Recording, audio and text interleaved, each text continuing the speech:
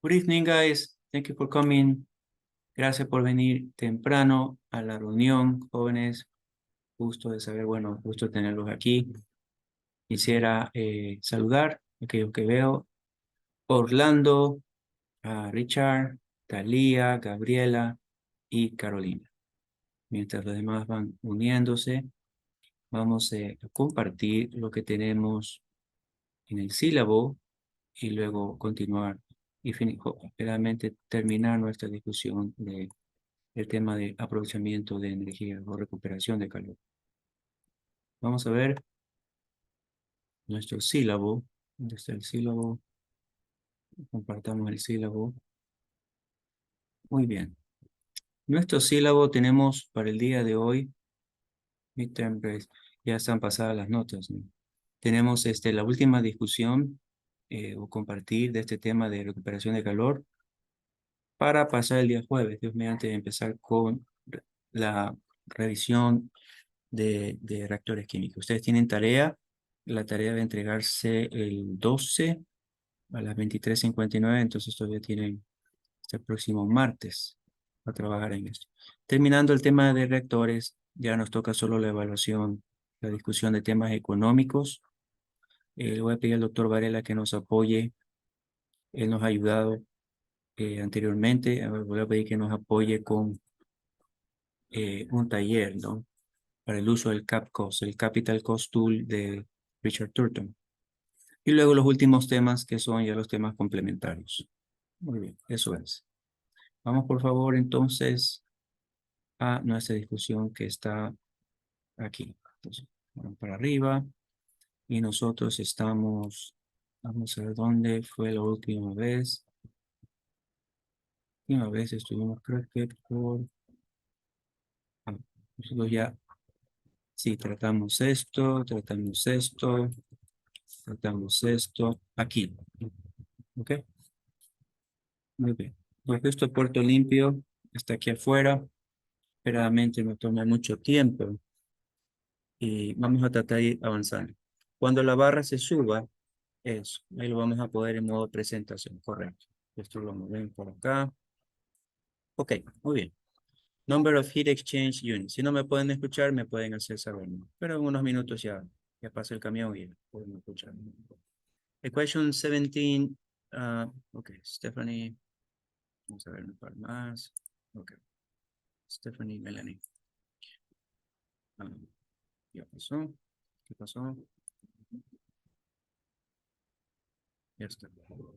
Creo que sí. Okay. Equation 17 put in words states that the minimum number of units required. Estamos hablando del mínimo número de intercambiadores de calor. Si vamos a tener un network, una red de intercambiadores de calor, hay que determinar mediante algún tipo de cálculo el mínimo número de intercambiadores de calor requerido en un sistema, el mínimo número. Okay. Eso es lo que vamos a procurar ver, analizar eso con cuidado el día de hoy. Dice equation 17.2, which is this equation, putting words states that the minimum number of units required is one less than the number of streams, including utility streams. So number of streams minus one is a minimum number of heat exchangers that you need in a given network if you're going to recover heat. This is a useful result since if a network is assumed to be loop-free and has a single component, the minimum number of units can be predicted simply by knowing the number of streams. Entonces esto suena bastante sencillo. Si conocemos el número de líneas de proceso menos 1, eso nos va a equivaler al número de intercambiadores de calor requeridos en nuestro network, en nuestra red de intercambiadores. Bueno, eso suena sencillo. Vamos a analizar un poco más el tema. If the problem does not have a pinch, then equation 17.2 predicts a minimum number of units. If the problem has a pinch, then equation 17.2 is applied on each side of the pinch separately. Es decir, esta ecuación 2, Brian, esta ecuación 2, ¿qué pasa con mi cursor? Ok. Esta ecuación 2 ahora tiene que dividirse para la parte, las líneas que están sobre la temperatura caliente del pinch y las que están en la temperatura fría debajo del pinch. Si el pinch, digamos, es 150, 140, sería de 140 para abajo, o la temperatura fría del pinch para abajo sería en el lado debajo del pinch. En la línea, en el lado encima del pinch sería si fuese 140 y 150, o si el pinch justo sube en 145, entonces 150 la parte caliente sería 150 para arriba, temperatura. Habría que hacer esta evaluación de la ecuación 17, es decir, se dividiría en dos. Debería que ser dos sumatorias, y eso se expresa aquí. If the problem has a pinch, the equation 17.2 is applied on each side of the pinch separately. So we have the number of streams above the pinch minus 1 plus the number of streams below the pinch minus 1. So at the end of the day, we're going to add both of them. We have a total for the entire network, those above the pinch and those below the pinch. So this will be an example. Again, we are in chapter 17 from Robin Smith's book. So we're discussing, we're just going along with his discussion. It seems to be, en lo personal, cuando empecé a dictar la materia de diseño, doctor Varela él había dado antes, y antes del doctor Varela había dictado el doctor Santos, que se fue a hacer un postdoctoral en los Estados Unidos. Entonces, el doctor Varela me aconsejó este libro, y después de leerlo me pareció en esta parte bastante más didáctico, mi humilde opinión, ¿no? Que el libro de Turton. No que el libro de Turton sea mal, me pareció un libro muy bueno, pero en este tema en particular me pareció didáctico y sencillo de explicar. Hay que notar que este libro es del Reino Unido, creo que es de la Universidad de Manchester, el doctor Smith, pero es bastante didáctico, y eso es lo que estamos compartiendo. Esta serie de discusiones del tema de recuperación de calor abarcan 3 capítulos, si estoy correcto, y eso está al final anotado en esta larga serie de diapositivas, son como 200 que estamos viendo de a poco, y ahí menciona los capítulos donde hemos tomado para hacer la diferente presentación, ¿no? Estamos tomando de 2 o 3 capítulos del libro de Smith que abarcan este tema, abarcan unos cuantos capítulos. Ok, entonces aquí está un ejemplo. For the process in figure 17.2, de paso, este es el ejemplo que se tomó de la figura 16.2, donde teníamos un par de líneas calientes y un par de líneas frías, más la línea de vapor y la línea de agua de torre, cooling water. Ustedes recordarán, tenemos una línea de 250 a 40, una línea de 280, una línea de 20 a 180 y una línea de 140 a 230. A esto, como sabemos, pues obviamente hay que añadir el servicio del vapor, el vapor saturado, y el servicio, le llamamos servicio porque estos servicios utilitarios, justamente estos flujos de proceso, vienen de un intercambiador para prestar un servicio, como un caldero es un intercambiador que hierve agua, hay un cambio de fase, y ese vapor saturado va a prestar un servicio de calentamiento, le llama servicio, ¿no? Asimismo, el agua de torre presta un servicio de enfriamiento, entonces se le conoce como servicio utilitario de modo general, porque prestan un servicio. Estas líneas calientes o frías prestan un servicio al proceso. Ajá. Entonces, well, for the process in figure 17.2, calculate the minimum number of units given that the pinch is at 150 for the hot streams and 140 for the cold stream. Entonces aquí vemos el pinch justamente dividido entre 150 para las líneas calientes. Las líneas calientes van en la parte superior de izquierda a derecha, como ustedes las ven aquí, listadas de izquierda a derecha, de la más caliente a la menos caliente, en la parte superior de izquierda a derecha. Las líneas frías van en la parte inferior y corren de derecha a izquierda, desde la más fría a la menos fría, pero van en este sentido. El pinch, pues el pinch que ya se definió que era de 150 a 40, 150 a 140, perdón, 10 grados de diferencia, pues entonces la línea caliente del pinch va entre medio de temperatura entre este rango de 250 a 40 y 200 a 80, va en algún punto entre medio de ese rango de esas dos líneas. La temperatura caliente del pinch 150 y la temperatura fría del pinch 140 va en algún punto entre medio de la línea fría de 20 a 180. Entonces usted ve expresado el 150 en las líneas calientes y el 140 en las líneas frías. O por lo menos en una línea fría, porque la otra línea fría arranca desde 140, ya de por sí en el diseño del PFD que habíamos visto, la figura 16.2. Entonces ese ya arrancaba en la temperatura fría del pinch. Entonces este 140 afecta solo a la línea 3, como se puede ver acá.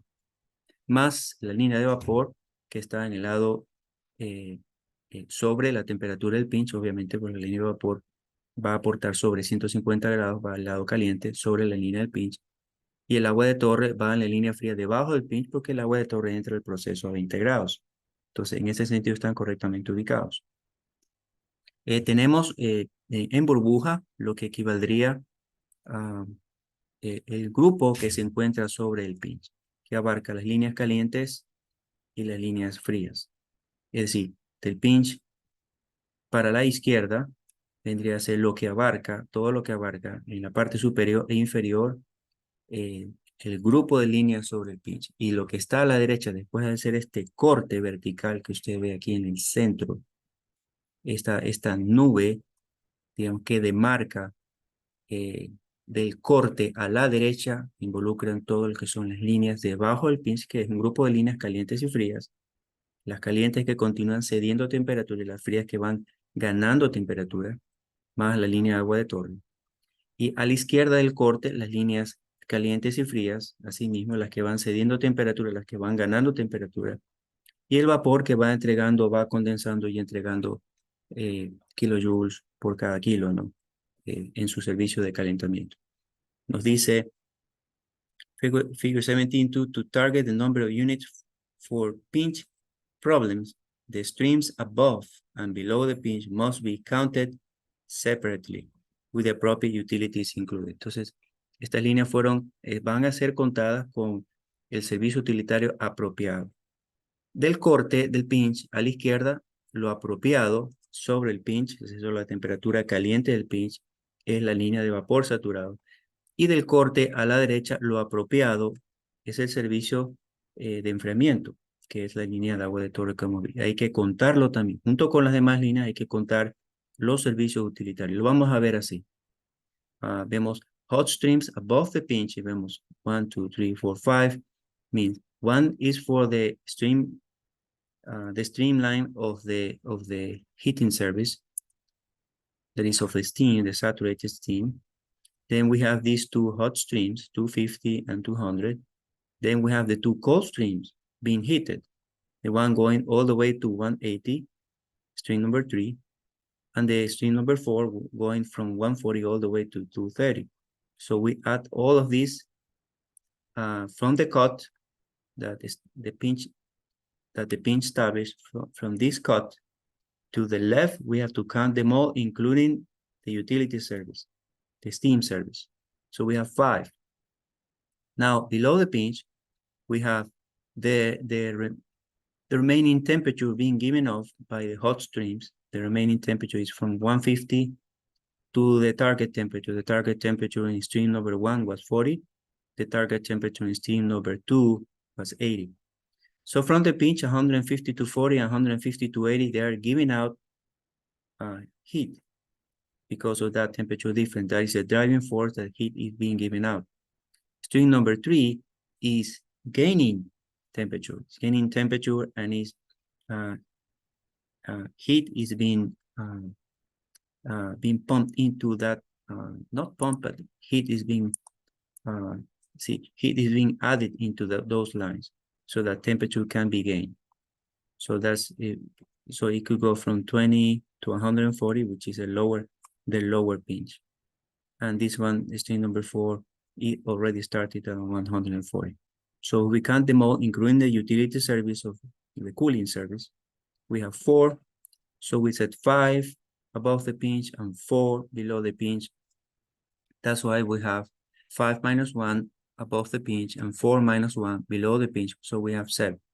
7 number of units should be the total number of units in this particular network, where we had 4 streams, 2 hot streams, 2 cold streams, 1 utility service for the heating service, that is steam, and 1 utility service for the cooling, that is cooling water. So 4 plus 2 is 6. Let's say 4, 6. And then, but we're counting steam, 1, 2, 3. Yeah, correct. Because why do we have 7 and not 6? Because we have 4 streams and 2 services. The reason is that stream number 3 goes from very low temperature to high temperature. So it goes from the cut to the right to the cut to the left. So, and also stream number 4 is coming from the pinch cut to the left. So it's being counted on the number of streams on the left, while stream number 4 is not being counted on the number of streams on the right because it was already started on the cold pinch as 140. So on the right, we're only counted 1 line, even though there are 2, but we only counted 1 because stream number 4 is already at the pinch. So that one was not counted. It was only counted on the left. That's why we have 4 here, plus the steam is 5, and that's why we have only 3 on the right, plus the cooling water, that will be 7. So this 4 minus 1 is, that will be 3, and 5 minus 1 is 4, so yeah. So the total is 7. Looking back at the design presented for this problem in figure 16.9, it does in fact use a minimum number of units of 7. So I believe this was your original, this was your original PFD that had no heat recovery. As you could see, it was very inefficient. It must have been extremely expensive to operate this in real life because you have to, add live steam, and we've discussed this last week. To add live steam is very expensive per kilogram of saturated steam because you have to burn fuel. You have to burn bunker, which is done here in Ecuador, and in the coast you have to burn either bunker fuel, which is above $2 per gallon, as I understand, or you have to burn natural gas. So there is a price per cubic feet of natural gas. If it's available, si usted puede obtener X número de pies cúbicos por minuto de gas natural para poder quemar y utilizar esa energía para hervir agua en un caldero y enviar esa agua como vapor saturado en el servicio de calentamiento, bien por usted, pero igual le va a costar. De otro modo, tiene que quemar búnker. Búnker es un combustible pesado, produce material particulado, así que no solamente hay un costo involucrado en este tipo de servicio que usted ve, 27 megavatios más 32 megavatios, muy ineficiente. ¿Cuánto es esto? 59 megavatios. Y mirando para atrás, esos 59 megavatios van a equivaler a cierto número de libras hora de vapor saturado a cierta temperatura, que va a requerir cierto número de galones por minuto quemar en búnker, en un caldero o en una batería de caldero, puede ser más de un caldero, ¿no? Esto va a tener un costo por hora, por día, por mes, por año, más el mantenimiento del caldero, más el personal. Hay que pagarle los 13 sueldos, más el sobretiempo, porque un caldero, usted no puede darse el lujo de no hacerle mantenimiento a un caldero y no puede darse el lujo de ser barato con los operadores, porque usted no quiere que un caldero explote, ¿no?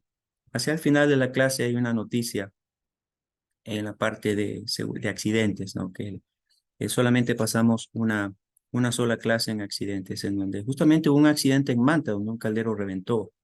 y mató a algunas personas en una empresa en Manta, aquí hace no mucho, hace 2 o 3 años atrás, si recuerdo bien. Entonces, en cuanto a Calderos, que es un equipo extraordinario en el servicio que presta, porque es un servicio de calentamiento relativamente barato comparado con otros tipos de tecnología que se podrían usar para calentar. Eh, Sin embargo, es un equipo de cuidar, de no ser barato con el cuidar y mantenimiento, cuidar y mantener al personal apropiado, entrenado en la operación del mismo, hay que pagarle sobre tiempo. Generalmente hay turnos de 12 horas en las plantas industriales, uno de día, uno de noche y uno está descansando, ¿no? Y entre los tres se van rotando. Y todos, claro, obviamente, pues en cada área se conocen todos. No trabajaba en ALES, en Industrias ALES en Manta.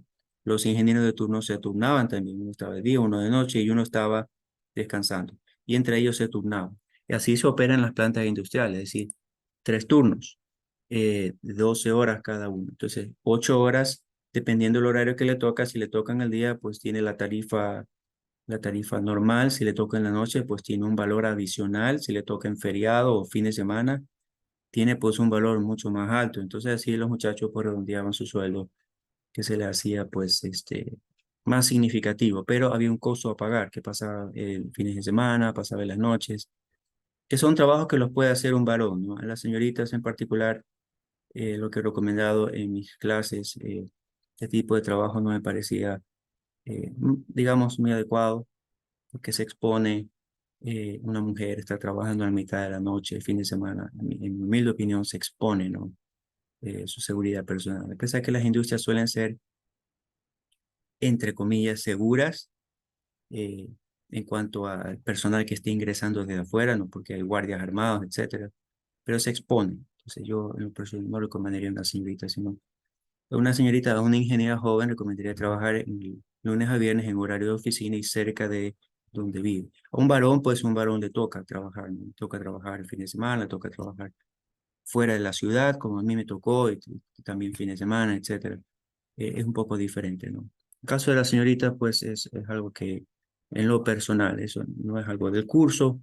Recomendaría que más bien trabaje en horario de oficina y cerca de donde vive, en la misma ciudad, quiero decir, donde vive, no se exponga a estar viajando y está completamente sola en una ciudad lejos, algún incidente, pues no tiene un familiar cercano, ¿no? Entonces, eso es una recomendación personal.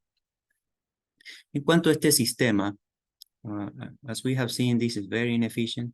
We have to input 59 megawatts. We have to take away more than 60 megawatts. So this will be, just a disaster in the amount of energy that will need to be burned. The amount for the, in order to produce 59 megawatts, and the cooling tower will have to be an humongous tower to absorb this amount of heat. Residual heat or waste heat, however you want to call that. This will be the steam requirements in this very inefficient process, and this will be the cooling water requirements as well. Now, this is the optimized design. So we mentioned that we would be needing 7, that would be the minimum number of units, that will be 7. And if we count these units, we actually do have 7. We have all these is regenerating heat. These exchanges are regenerating heat, 3, 4, 5, 6. But you see that there is an exchanger that is actually taking steam, and there is an exchanger that is actually being used with the cooling water, but it's only one. So instead of using this 59 megawatts of requirement, with this arrangement of these 7 heat exchangers, we only require 7.5 megawatts of steam, and we only requiring 10 megawatts of cooling water. So this will be a well-optimized design, much cheaper to operate than this design. So you see the need to do a good estimation of the required minimum number of exchangers to save in energy requirements in industrial plant that we work on. This is very helpful. In long term, however amount of money is spent on exchanger is going to be paid off by the savings in energy. So this is going to require much less energy per hour, per day, per month, and per year. And that savings is going to pay off all the purchase of all these exchanges. So at the end of the day, it's going to be worthwhile. Okay. So if we express this in a design like this, in a grid design, it's going to look like this. Well, we're going to later on in this group of PowerPoint slides, we're going to find out how to design these connections on the cold side and on the hot, how exactly to design these connections. So you guys can design these, because one of the questions in your homework is exactly that, to design a network. And this is a network design.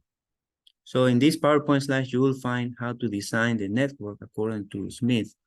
And you will be able to do that for the part of the process above the pinch and below the pinch. So again, in this grid design, you see the cooling, the cold utility and the hot utility, but you only see steam be used once in just one exchange. You see the H in here for the heating, and cooling is only being used once in the cooling service in just one exchanger. Now we have heat exchange target area to calculate the network area. Okay, so we briefly said we needed 7 exchangers. So now we need to determine what will be the area on those 7 exchangers, the heat transfer area, how much area those 7 exchanges must have. To calculate the network area for the composite curves, utility streams must be included with the process streams in the composite curves to obtain the balanced composite curves. This is a concept according to Thousand and Linghoff from 1984. Going through the same procedure as illustrated in figures 16.3 and 16.4, but including the utility streams.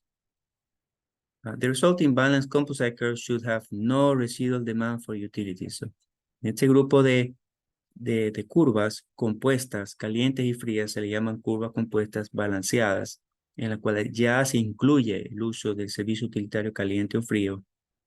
Entonces, no hay necesidad, como en el algoritmo de la tabla, no hay necesidad de agregar energía arriba y al final queda una cantidad de energía que hay que absorber. Pero en este grupo de gráficos, perdón, de curvas compuestas balanceadas, no hay energía, no hay demanda residual de servicios utilitarios. The balanced composite curves are divided into vertical enthalpy intervals as shown in figure 17.3. 17.3 está aquí. Okay. Assume initially that the overall heat transfer coefficient is constant throughout the process, assuming true countercurrent heat transfer. The error requirement for enthalpy interval K, recuerde, cada intervalo se le pone intervalo K, intervalo K1, 2, 3, etc. Se le llama intervalo K. Este valor de K más bien toma el número de 1, 2, 3, es una sumatoria, en lugar de sumatoria de I, esta es una sumatoria de K. Dice, the error requirement for enthalpy interval K for this vertical heat transfer is given by the area of the network is delta H over U delta T. And if we remember for heat transfer, Q is equal to UA delta T logarithmic mean. So at the end of the day, this is just Newton's law of cooling, UA delta T. So if we solve for A, that would be Q over U delta T logarithmic mean, or delta H, where A is the area of the network. On the kth interval, that's why you see K for the kth interval, heat exchange area for vertical heat transfer required by interval K, delta H or Q for the kth interval is enthalpy change over interval K. Delta T logarithmic mean sub K is log mean temperature difference for interval K, and U is the overall heat transfer coefficient. It's interesting that this concept came from Hohmann from 1971. And it was in his PhD thesis from the University of Southern California. It's interesting to know that we're studying today in 2023 concept that someone worked on while doing his doctoral thesis in 1971. Okay, so we have their composite curves. To determine the network area, the balanced composite curves are divided into enthalpy intervals. So this is the balanced composite curve, the hot one, and the cold one. So this space will be allowed for the utility stream on the hot side, and this one for the utility stream on the cold side. This will be the area of the Kth interval. That means there will be an area here, here, here, here, here, here, different areas. All of these intervals, these are the different intervals, will require an A sub K. And this is the amount of heat on the Kth interval. To obtain the network area, equation 17.4 is applied to all intervals. It is 1 over U times the summatotal of the Kth interval of delta H sub K over delta T logarithmic mean sub K. The area of the network is equal to heat exchange area for vertical heat transfer for the whole network. K is the total number of enthalpy intervals. Okay? The problem with equation 17.5, this equation, is that the overall heat transfer coefficient is not constant throughout the process. That is, this U is not constant in every one of these intervals. So we're going to have a different overall heat transfer coefficient in every one of these intervals. So we cannot assume U is constant. So this equation, if we assume U is constant throughout the heating process or the heat exchange process, then we might have an error in the determination of the area of the network. So instead of that, equation 17.6 is proposed. It says, the problem with equation 17.5 is that the overall heat transfer coefficient is not constant throughout the process. Is there some way to extend this model to deal with the individual heat transfer coefficients? The effect of individual stream film transfer coefficients can be included using the following expression, which is derived in Appendix F. So this expression now you see is taking that the area of the network is the summation of the Kth interval, 1 over delta T logarithmic mean of every interval of the Kth interval times the summation of the hot streams, K over H, plus the summation of the cold streams, K over H. Where KIK is a stream duty on hot streams in enthalpy interval K. K sub J is stream duty on cold stream J in enthalpy interval K. HI and HJ film transfer coefficients in hot stream I and cold stream J. I, the big I, is the total number of hot streams, and the big J is the total number of cold streams, and the big K is the total number of enthalpy intervals, as you see right there, equation 17.6. The simple formula allows the network area to be targeted on the basis of vertical heat exchange model if film transfer coefficients vary from stream to stream. However, if there are large variations in film transfer coefficients, equation 17.6 does not predict the true minimum network area. Film transfer coefficients vary significantly, then deliberate non-vertical matching is required to achieve minimum area.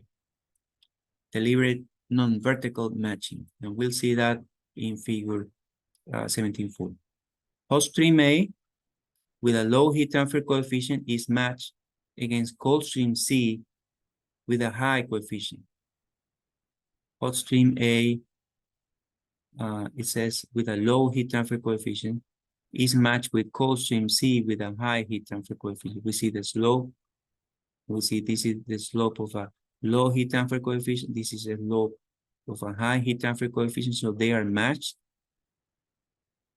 In both matches, the temperature difference is taken to be vertical separation between the curves. This arrangement requires 1,616 square meters overall area. So what it's saying is that these are the two possibilities of heat transfer from the hot composite curve above and the cold composite curve below. So this is the cold composite curves above in these two cases, and these are the hot composite curves in both cases. So for case number A, we have this vertical heat transfer, A with low heat transfer coefficient, vertically exchanging heat with C, extreme C with high heat transfer coefficient. That will represent approximately in this scale a difference between 325 to 255 will be the delta T of about 70 degrees Celsius. Likewise, the B and D heat exchanger will be vertical. This will be a hot stream with a high heat transfer coefficient and a cold stream with a low heat transfer coefficient. It will represent approximately the difference between 295 and 225 or 70-degree difference as well. Vertical heat transfer. By contrast, figure 17.4b, which is this figure, shows a different arrangement. Hot stream A with a low heat transfer coefficient is matched with cold stream D, which also has a low coefficient but uses temperature differences greater than vertical separation. So now in this second case, we have A with D exchanging heat, which will be about like that, 325 to 225 for 100 degrees Celsius. And in the case of B and C, will be also crosswise like, represent 295 to 255 for 40 degrees Celsius.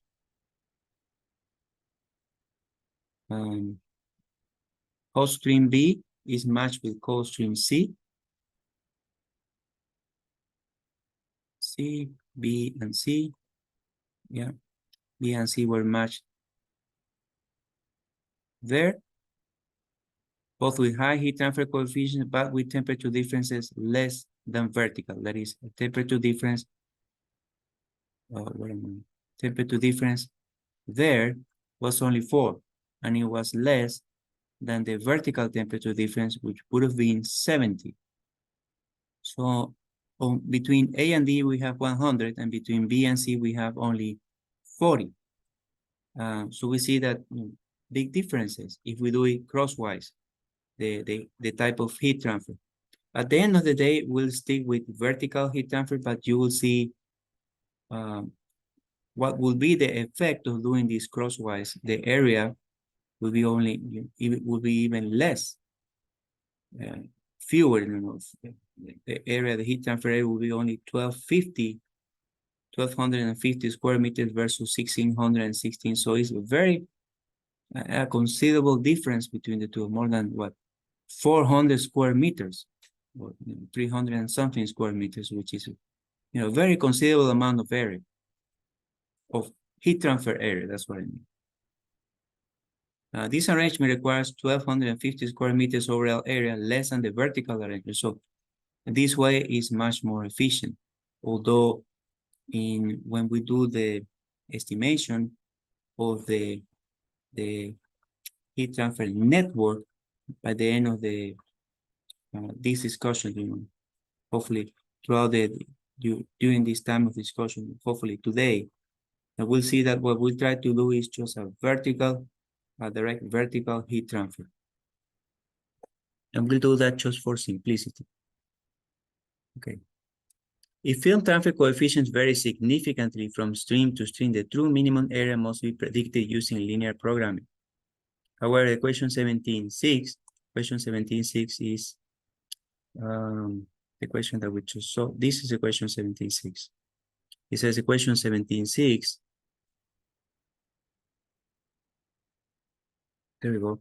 Is still a useful basis to calculate the network area for the purpose of capital cost estimation for the following reasons. Providing field coefficients vary less than 1 order of magnitude, in equation 17.6 has been found to predict network area to within 10% of the actual minimum. Entonces, si el coeficiente de transferencia de calor no varía un orden de magnitud, ¿qué significa eso?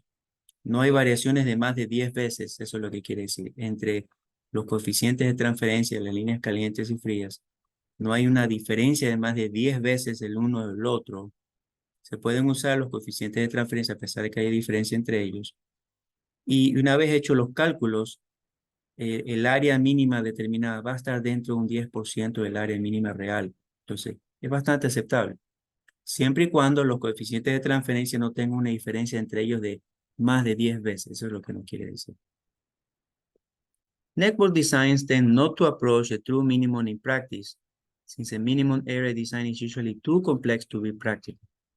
Putting the argument the other way around, starting with the complex design required to achieve minimum area, then a significant reduction in complexity usually only requires a small penalty in area. Es decir, si se hace un diseño apuntando a lo sencillo, quizá no se logre el valor exacto que sería el área mínima requerida en la red de intercambiadores. Quizá no fuese realmente la mínima área.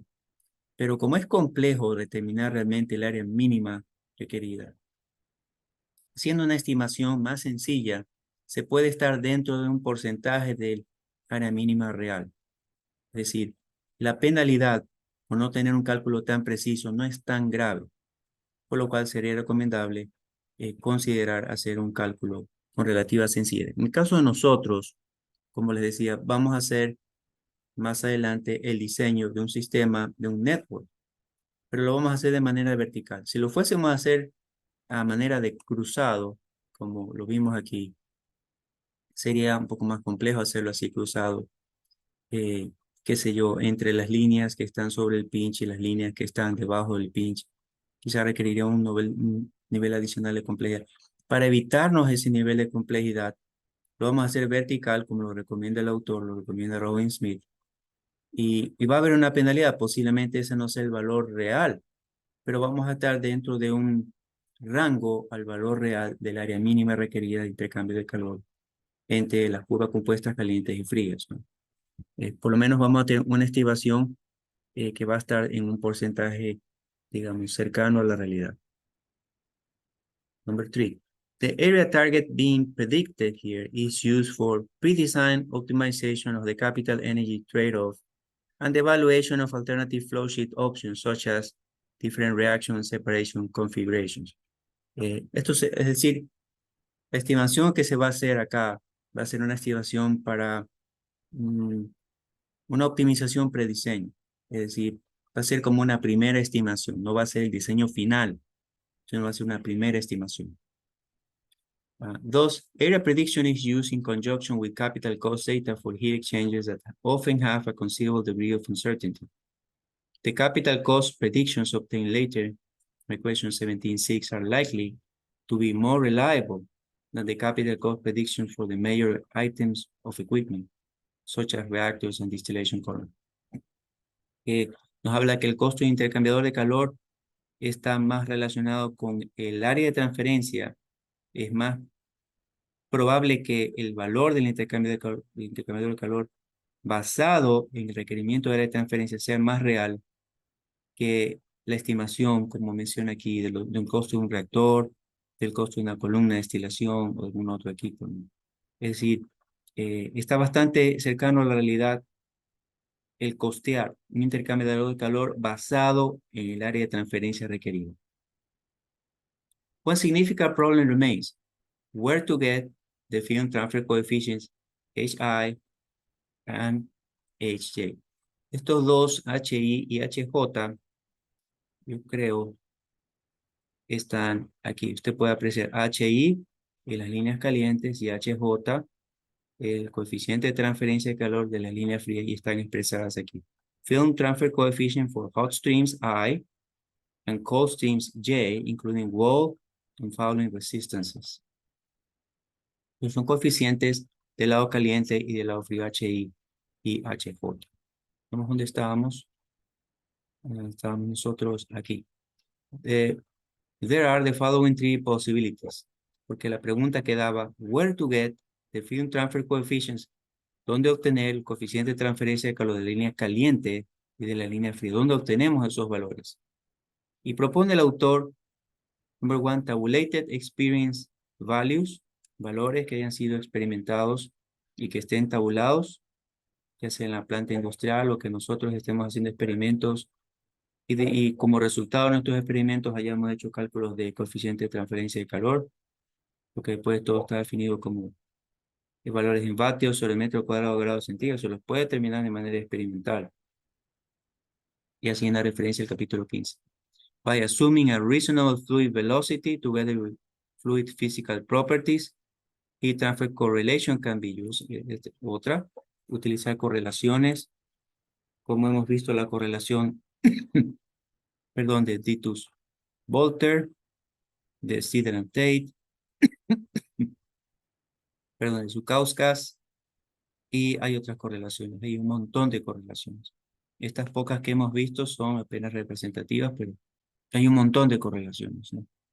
Que está en el número de Nusselt, cómo funciona el número de Reynolds, el número de Prandtl, y en la de Sidran-Tate pues está la relación de viscosidad para la corrección, en caso de que las viscosidades sean, tienen una diferencia importante la viscosidad del fluido a la viscosidad de la pared, ¿no?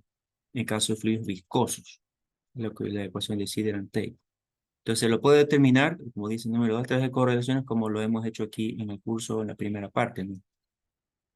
Luego nos dice, número 3, if the pressure drop available for the steam is known, the expressions from chapter 15 derived by an appendix C can be used. Se lo puede obtener también directamente utilizando la ecuación si conocemos el valor de la caída de presión. Entonces, bueno, hay un apéndice, el apéndice C nos puede ayudar a través de, indirectamente, a estimar el coeficiente de transferencia de calor con la caída de presión. The detailed location of fluids, tube side to tube side or shell side, can only be made later in the heat exchanger network design. Also, the area targeting formula does not recognize fluids to be allocated to the tube side o shell side. Es decir, este cálculo que nos va a ayudar a determinar el área mínima de transferencia de calor no especifica la ubicación del fluido, que si en esa área debe de fluir un fluido u otro, no discrimina en eso. Eso más bien es una decisión que debe tomarse aparte y se debe hacer, pues luego de determinar el área requerida, ¿no? Por el network. Area targeting only recognizes the individual film heat transfer coefficient. All that can be done in network area targeting is to make a preliminary estimate of the film heat transfer coefficient on the basis of an initial assessment as to whether the fluid is likely to be suited to tube side or shell side allocation in the final design. Es decir, finalmente cuando se haga un cómputo total del área interna requerida y el área externa requerida, bueno, eh, eh, se pueden usar los parámetros, los resultados obtenidos para ayudar a tomar una decisión que va a fluir por ahí, si va a fluir un fluido, pues, si va a fluir el vapor, si va a fluir el agua de torre, si va a fluir el fluido del proceso, adentro de los tubos, afuera de los tubos, etcétera. Eso se haría ya después. Thus, in addition to the approximations inherent within the area targeting formula, there is uncertainty regarding the preliminary assessment of the film heat transfer coefficient. However, one other issue that needs to be included in the assessment often helps mitigate the uncertainties in the assessment of the film heat transfer coefficient. A fouling allowance needs to be added to the film transfer coefficient according to equation 1513. Esa ocasión creo que no la tengo aquí. Y está haciendo, tiene que ser la ecuación del coeficiente global de transferencia de calor donde se incluye los términos de deposición, le llaman fouling, interna y externa, ¿no? El coeficiente global de transferencia de calor, 1 sobre U, incluye, ¿no? Estos términos. Entonces, eso hay que considerar. Ahora, nos dice aquí, if following allowance needs to be added to the film transfer coefficient according to question 1513. Para el lado de los tubos, si se va a considerar una deposición, ¿no? En coeficiente de transferencia, si se va a considerar este efecto en el lado de los tubos, tenemos estas ecuaciones. Podemos notar en la ecuación 17, que es KH sub T, no está definida aquí, pero KH sub T, perdón, puede ser reemplazada en la ecuación 14 y tenemos H sub T es tube side film transfer coefficient.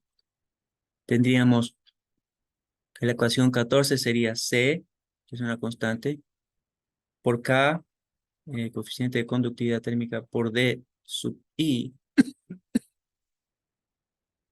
que es el diámetro interior, por el número de Prandtl a la 1/3, por el diámetro, por ρ, sobre la viscosidad dinámica a la 0.8 de potencia. Pero multiplicando por la VT, que es la velocidad del fluido, o también a 0.8, usted puede incluir VT dentro de este paréntesis, todo a la potencia de la 0.8, y tenemos velocidad, diámetro interior, densidad sobre mu. Perdón. Y eso es justamente, perdón, el número de Reynolds. Tendríamos básicamente una ecuación parecida a la ecuación de Sider-Tate aquí. Una correlación, como la correlación empírica de Sider-Tate o de Dittus-Volta. Otro ejemplo. For the process in figure 16 to calculate the area for network heat transfer, calculate the target for network heat transfer area for delta T minimum of 10 degrees Celsius. Steam at 240 and condensing to 239 is to be used for hot utility. Cooling water at 20 and returning to the cooling tower at 30 is to be used for cold utility. Table 17.1 presents stream data together with utility data and stream heat transfer coefficients. Calculate the heat exchange area target for the network. Ok. Dice the processing figure 16.2 y tenemos que hacer el cálculo. Nos dan el vapor, steam at 240 en condensing at 239, nos dan agua de torre, entra a 20 y sale a 30, más las líneas del proceso. Entonces, este es un diagrama que ya lo conocemos. Tiene dos líneas calientes, dos líneas frías, más el requerimiento de vapor, más la línea de agua de torre. First, the balanced composite curves must be constructed using the complete set of data from table 17.1. Figure 17.5 shows the balanced composite curve. Entonces hay que construir primero esta curva compuesta caliente y la curva compuesta fría a partir de los datos que están en la tabla 1. Esta es la tabla 1. ¿Cómo lo hacemos? Lo hemos visto anteriormente. Bueno, la línea caliente va de 250 a 40, ¿no? De 250 a 40 en esta tabla incluye todas las líneas calientes, incluso la línea de vapor. Tenemos dos líneas calientes y la línea de vapor. Y también incluye dos líneas frías y la línea de agua de torre, con el delta H requerido, el capacidad calorífica MCP y el coeficiente de transferencia de calor. Entonces, ¿dónde coinciden las temperaturas en sus rangos? Puedo decir esta va de 250 a 40, pero se va a topar con la línea de vapor que va a 240 a 239 y se va a topar con la línea de 280. Entonces, ahí se arman líneas compuestas, calientes, y del mismo modo líneas compuestas frías. Eso hay que construir primero. Nos dice aquí, first, the balanced composite curves must be constructed. Creo que usted tiene en su tarea, uno de los ejercicios es justamente construir esto.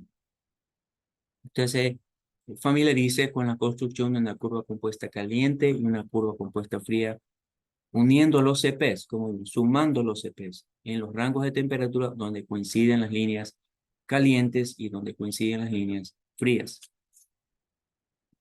Figure 17.5 nos dice shows the balanced composite curves. Vamos a ver.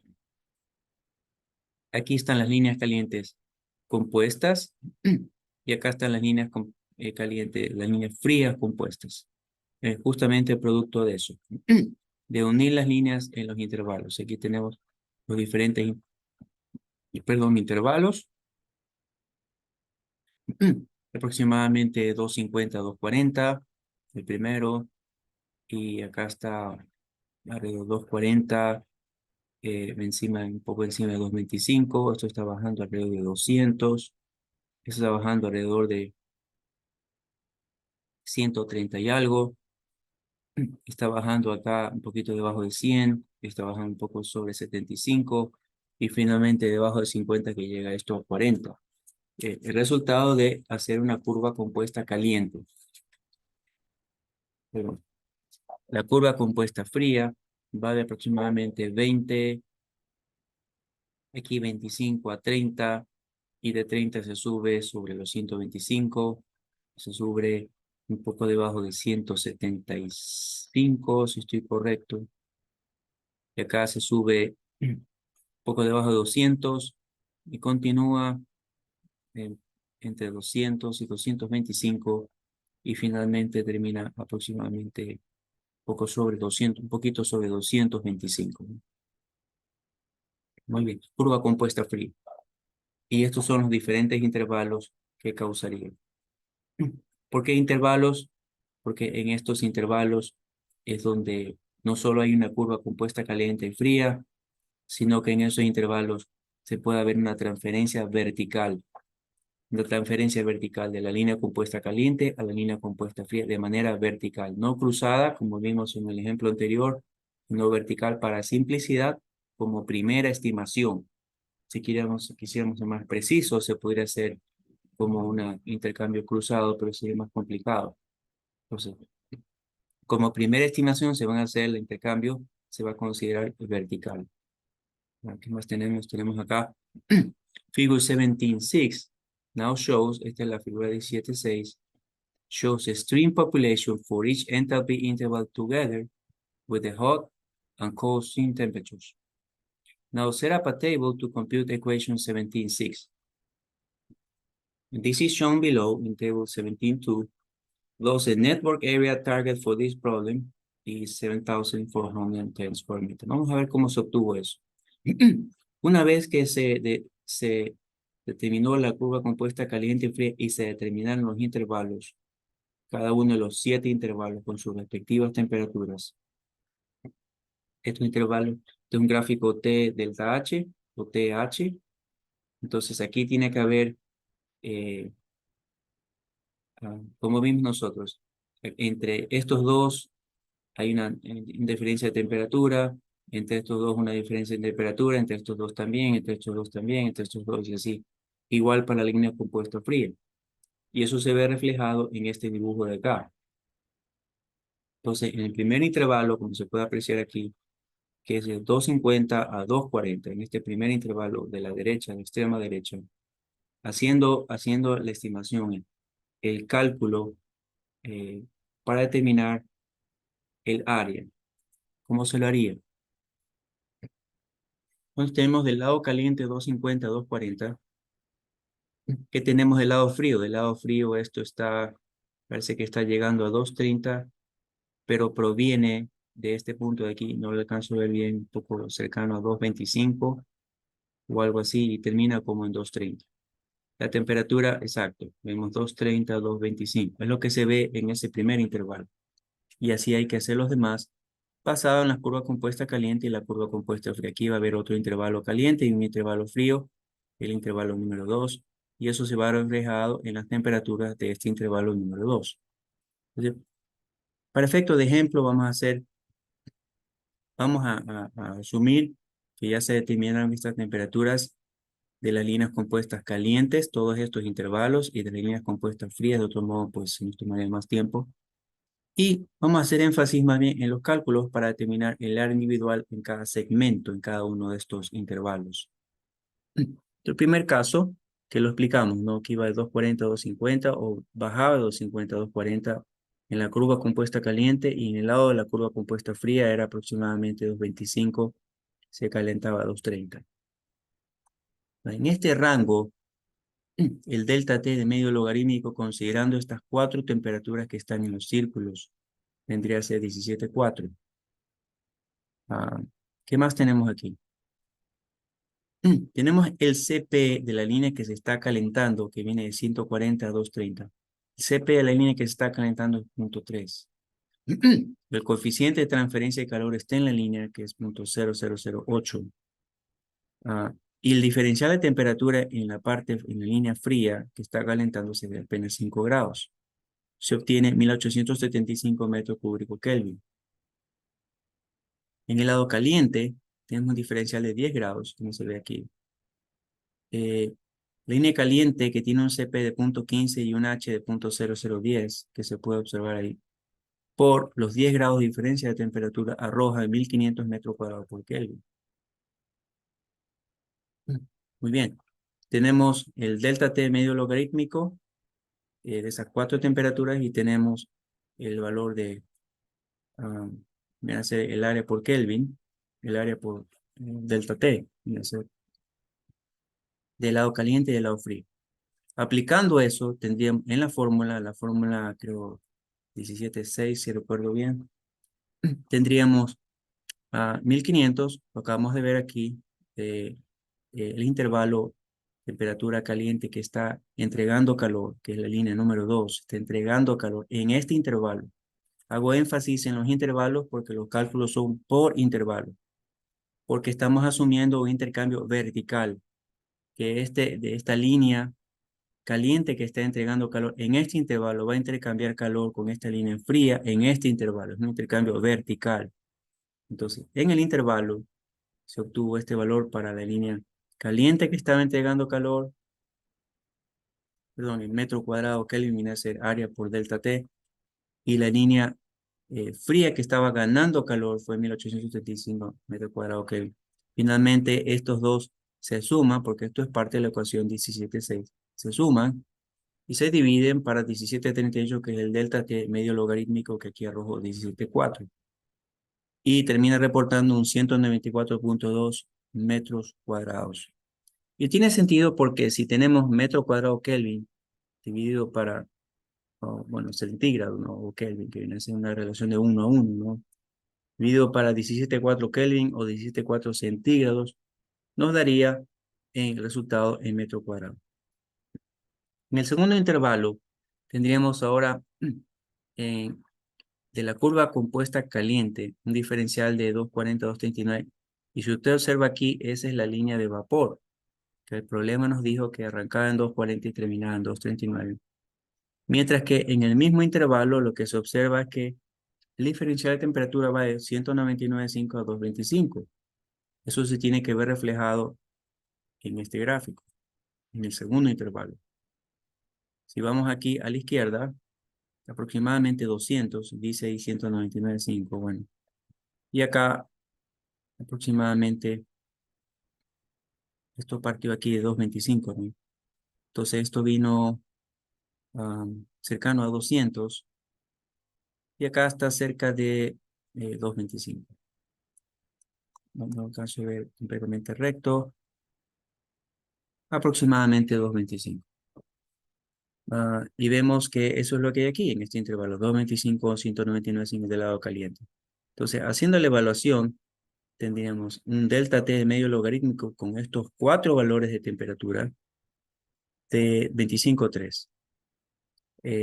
Tendríamos dos valores de CP, el de 7,5 con un H de 0.0030, que es la línea de vapor saturado, que se ha considerado aquí, 7,5 para 0.0030 por 1 grado de diferencia, porque está solo condensando el vapor, 1 grado de diferencia.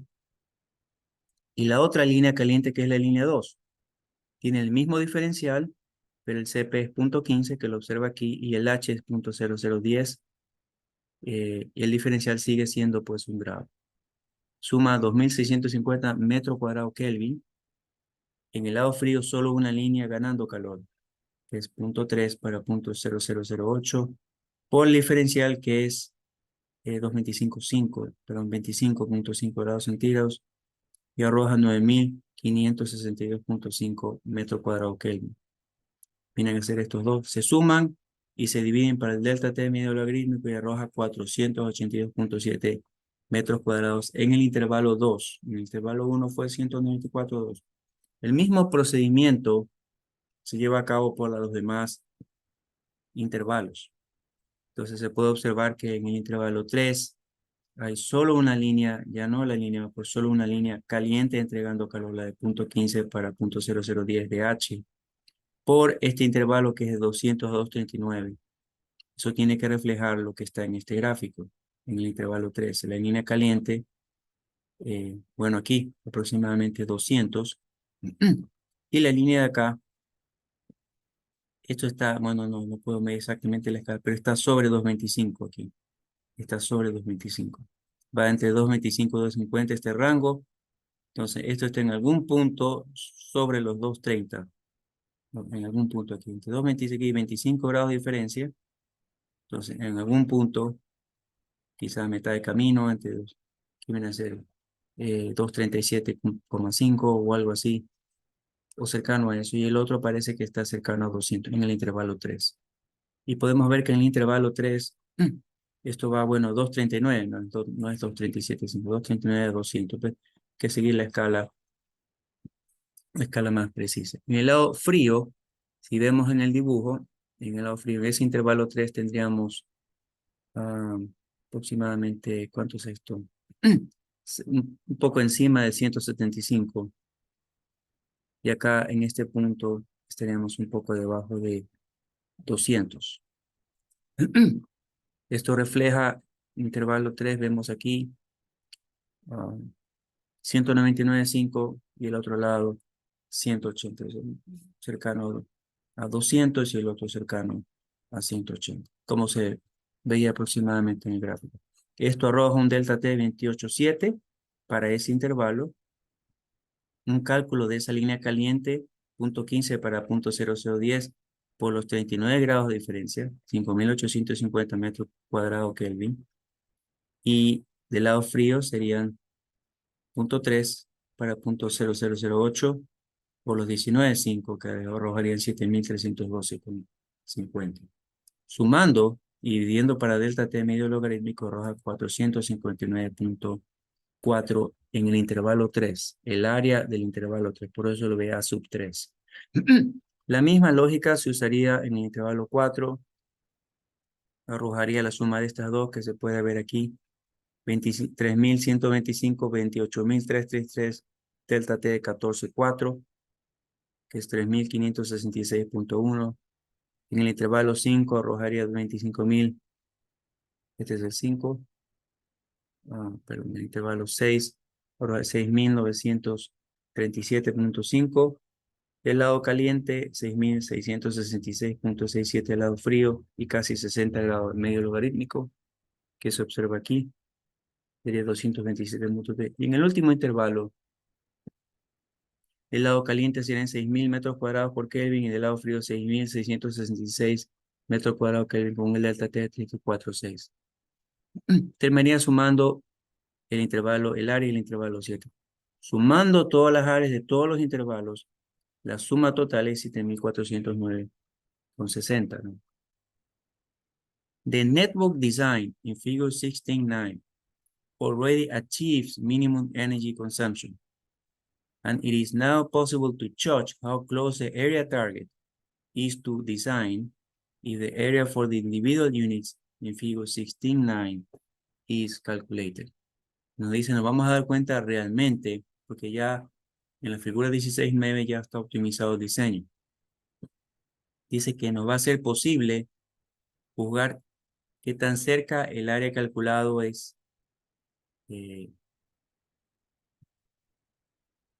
a lo real, qué tan cerca vamos a estar al diseño.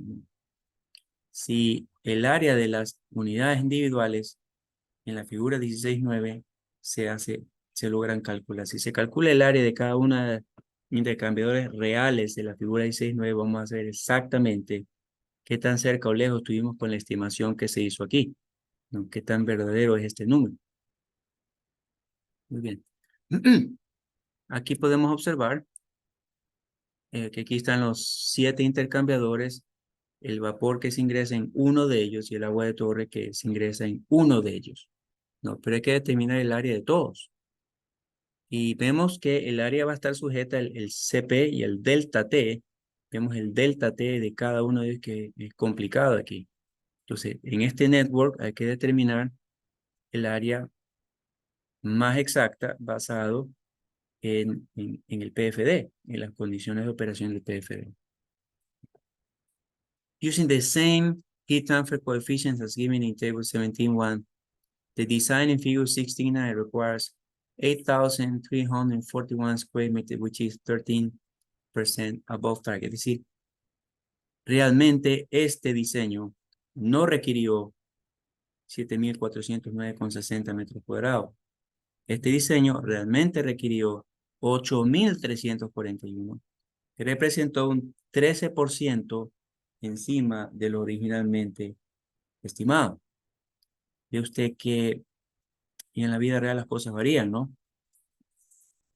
Por eso me recomendaban los profesores cuando yo era estudiante, y tiene sentido, entiendo la lógica de ello, que cuando se hace un diseño, se procure dejar un porcentaje encima, un 15 a un 30% encima del diseño calculado. Justamente como usted puede ver, el diseño real requirió 13% encima del diseño teórico. Este viene a ser el diseño teórico, el diseño real, para que esto opere así como están, con estas temperaturas exactas, se requiere un 13% encima de lo calculado teóricamente. Entonces, siempre es bueno dejar un 15 a 30% en diseño de procesos reales, ¿no? De exceso de área. Usted no quiere estar limitado en el área, o no quiere en el momento que pone en marcha y lo calculó y se comandó a construir exacto el intercambiador, pues el proceso de calentamiento y enfriamiento no le dio porque quedó limitado por el área de transferencia. Entonces, para eso siempre se deja un 15 a un 30% encima del diseño calculado, ¿no? El diseño teórico. Remember that no attempt was made to steer the design in figure 16.9 towards a minimum area. Instead, the design achieved the energy target in the minimum number of units that tend to lead to simple designs. En Chapter 16, ahora vamos a ver el tema del Pinch Design Method y vamos a ver cómo exactamente se hace el diseño de un network de intercambiadores. ¿Cómo se hace exactamente ese diseño? In Chapter 16, the stream data was represented in a grid form. Lo vimos cómo se representó como unas líneas, básicamente. Fue muy sencillo. Las líneas calientes, vimos nosotros hace unos minutos, bueno, hace unos momentos, estaban en la parte superior, iban de izquierda a derecha. Las líneas frías estaban en la parte inferior, las líneas que iban de derecha a izquierda. El pinch cruzaba una raya justo en el medio, el pinch caliente se anotaba arriba, el pinch frío se anotaba abajo. La línea de proceso de vapor saturado se escribía arriba del lado de la izquierda y arriba y encima de las líneas calientes. Y la línea de agua de terror se escribía abajo a la derecha, debajo de las líneas de agua fría, las líneas de enfriamiento, digamos, las líneas que estaban calentándose, que estaban abajo, que iban de derecha a izquierda. Bien, eso se llama un grid form. Okay, un diseño muy sencillo, una representación muy sencilla de las líneas del proceso. Nos dice Figure 18.1. Mire que ahora estamos en el capítulo 18. Hemos pasado 16, 17 y 18 del libro de Smith. Hemos tomado partes relevantes e importantes de cada uno de ellos en este conjunto de diapositivas, porque se habla de este tema o diferentes temas relacionados dentro de esos 3 capítulos. Entonces, en lugar de ir tomarnos demasiado tiempo en cada capítulo, hicimos una especie de, tomamos lo más importante de cada capítulo, lo más importante para cumpliendo con el sílabo de la clase, aunque en realidad el sílabo de la clase no especifica este tema. pero ese tema es parte del área de intercambiadores de calor. Es como que ahondamos en el tema de intercambiadores de calor, ¿no? Y es un entrenamiento que para usted le es útil al entrar a usted en una planta industrial. Este tema es importante porque lo que uno busca es gastar mínima cantidad de dinero en energía. Como les dije, el vapor es caro porque hay que quemar combustible para generarlo. El agua de torre es cara porque hay que comprar la torre. Hay que tratar el agua con agua olvanda igual que el agua del caldero. Un tratamiento químico que cuesta por cada 15 días, cada mes, etcétera. Y también la bomba del agua de torre, pues una bomba enorme. El sistema de las tuberías de cédula 40 que van, que vienen, la soportería, las válvulas. Todo esto tiene un costo de operación, ¿no? En fin. Entonces, debido a que tiene un costo de operación, queremos usar lo mínimo requerido. Um, Figure 18.1 shows stream data from table 16.2 in grid form with a pinch mark. Okay, este es el grid diagram. No es nada más que las líneas sencillas, calientes de izquierda a derecha y frías derecha a izquierda. Ya lo vimos al inicio de la clase del día de hoy. QH mínimo de este lado del pinch a la izquierda fue 7,5 megavatios. QC mínimo de este lado a la derecha el diagrama 10 megavatios. Bueno, ya lo hemos visto antes. Above the pinch, steam can be used up to QH minimum. Up to QH minimum. O sea, above the pinch, de aquí, de esta raya puntea a la izquierda, pues se inyecta vapor en el sistema hasta el valor de QH mínimo, que fue 7,5 megavatios, que ya se lo había determinado antes. Y debajo del pinch, o del pinch a la derecha, el máxima cantidad de energía de desperdicio, waste energy, que iba a ser absorbida por el agua de torre, iba a ser de 10 megavatios. Ya se había determinado eso. Below the pinch, cooling water can be used up to QC minimum. But what strategy should be adopted for the design? So, ¿cuál es la estrategia para el diseño de las conexiones de intercambio vertical entre las líneas calientes y las frías? ¿Cuál es el diseño? A number of simple criteria can be developed to help. Y este criterio en realidad no fue desarrollado por Smith. Smith está citando el criterio de Linhoff y de Hindmarsh, que es un concepto del año 83, como usted lo ve, que lo publicaron ellos dos en una casa pública llamada Chemical Engineering Science o algo así, del año 83. Y si usted lo rebusca, es probable que lo pueda encontrar. No sé si está esto en línea, puede ser que no por lo antigua que es. Pero Smith está citando la metodología de Linhoff y Hindmarsh, que es la que vamos a estudiar a continuación. Aquí tenemos nuestro grid diagram, ya lo hemos visto, estamos familiarizados. La diferencia es que podemos ver los CPs a la derecha, el CP de la línea de las líneas calientes y los CPs de las líneas frías, el QH mínimo y el QC mínimo.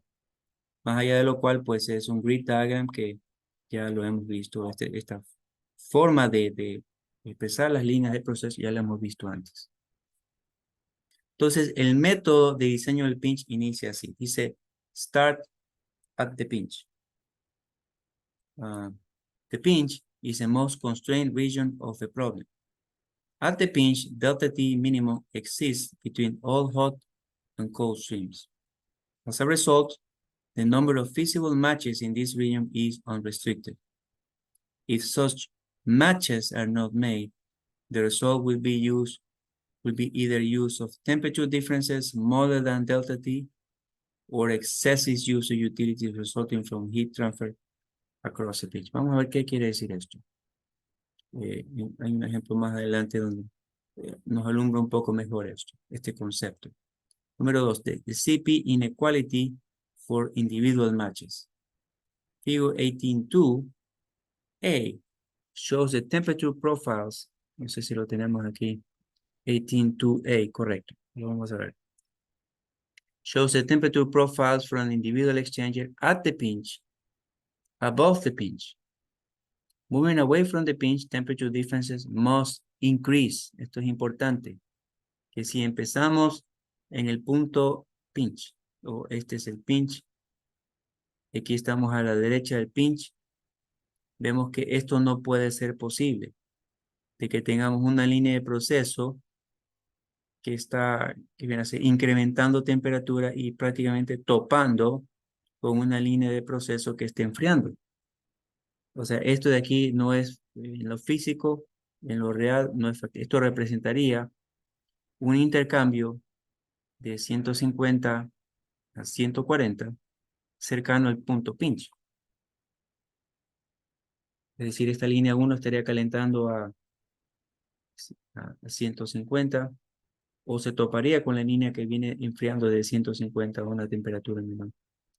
A llegar un diferencial entre ellas de delta de 10 grados centígrados, como el delta T mínimo. Sería una situación que no sería viable, infeasible, nos dice aquí.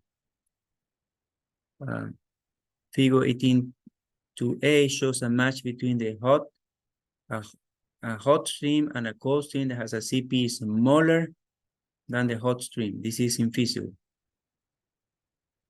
On the other hand, figure 18-2B shows a match involving the same hot stream but with a cold stream that has a larger CP. The relative slopes, eso lo podemos ver aquí, que en lugar de calentar la temperatura al punto que topa la línea que el proceso que está enfriando, más bien aquí es una distribución más abierta, en donde es verdad que en el punto pinch el delta T mínimo es 10, pero lejos del pinch, a la derecha del pinch, podemos ver que la diferencia de temperatura es mayor a la diferencia de temperaturas en el pinch. En el pinch, la temperatura no puede ser menor al delta T mínimo y aquí se respeta el delta T mínimo. Lejos del pinch es mayor al delta T mínimo. Ve usted que lo que no es factible es que alejándonos del pinch tengamos un delta T mínimo prácticamente de cero, porque la una línea se topa con la otra. Esto es inviable, digamos, es lo que nos hace mención el autor. The relative slopes of the temperature enthalpy profiles now cause the temperature differences to become larger, moving away from the pinch, which is feasible. Nos dice que lejos del pinch, el diferencial de temperatura es mayor al diferencial de temperatura en el punto pinch. En el punto pinch sería 10 grados centígrados. Lejos del pinch vemos que un diferencial mayor y esto realmente es factible. El escenario de la izquierda no es factible en lo físico. El escenario de la derecha sí lo es. Como este escenario es factible, representaría en el diagrama de líneas que hemos visto aquí, diagrama de líneas, representaría una conexión en particular. ¿Qué conexión representaría esa? Sería el equivalente a conectar la línea 4 con la línea 3. Y observamos que el CP de la línea 4 es menor al CP de la línea 3. El CP de la línea caliente es menor al CP de la línea fría y eso se expresa aquí en azul a la derecha. Que el CPH hot de la línea caliente es menor al CPC cold de la línea fría sobre el pinch, above the pinch, porque esto de la raya del pinch, la línea punteada del pinch a la izquierda, estamos above the pinch, estamos sobre el pinch. Sobre el pinch, esta desigualdad debe de cumplirse. Podemos conectar líneas siempre y cuando se cumpla esta desigualdad. Que el CP de la línea caliente sea menor al CP de la línea fría, como se expresa aquí en este diagrama B de la derecha. Esto es factible. Esta situación que vemos en el gráfico es factible en la vida real y equivaldría a una conexión en el diagrama de rayas, como se observa aquí entre la línea 4 y la línea 3. Ahora, lo mismo se cumple también, continuando con este criterio, lo mismo se cumple entre la línea 2 y la línea 1. Porque si observamos, tenemos un CP hot, de la línea caliente que está entregando calor, CP hot, por debajo del CP cold, punto 2. Entonces también esta estaría cumpliendo ese criterio para la conexión vertical. Ve usted que la conexión es vertical, no estamos cruzando o de este lado con el otro lado. Estamos como primera estimación, estamos haciendo las conexiones verticales, aunque quizá no sea la que nos arroje realmente el área mínima, pero para efecto de simplicidad y como primera estimación se están haciendo las conexiones verticales, como usted las está observando en el diagrama. Muy bien, entonces tendríamos hipotéticamente dos posibles conexiones sobre el pinch.